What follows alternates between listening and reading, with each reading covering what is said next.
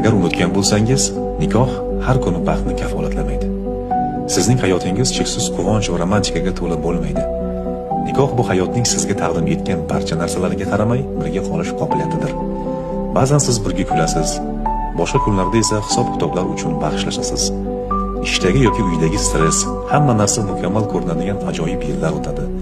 Munosabatlaringizga ko'proq kuch sarflashga to'g'ri keladigan qiyin yillar ham bo'lib turadi. Ba'zan biringiz qiyinchiliklarga duch kelasiz va boshlangiz kuchli bo'lishiga to'g'ri keladi. Boshqa paytlarda siz ikkalangiz ham qiyinchiliklarga duch kelasiz, lekin birga ularni yengishingiz mumkin. Nikohning maqsadi har doim ham baxtli bo'lish emas. Maqsad birga muammolarni hal qilish va hayot qiyinlashganda bir-biringizni qo'llab-quvvatlashdir. Chunki aynan birgalikdagi harakatlar va qiyinchiliklarni yengish orqali siz har kuni mustahkamlanib boradigan aloqani yaratasiz. Nikoh bu raqobatchilik emas, balki hamkor bo'lish muhim bo'lgan uzun yo'ldir.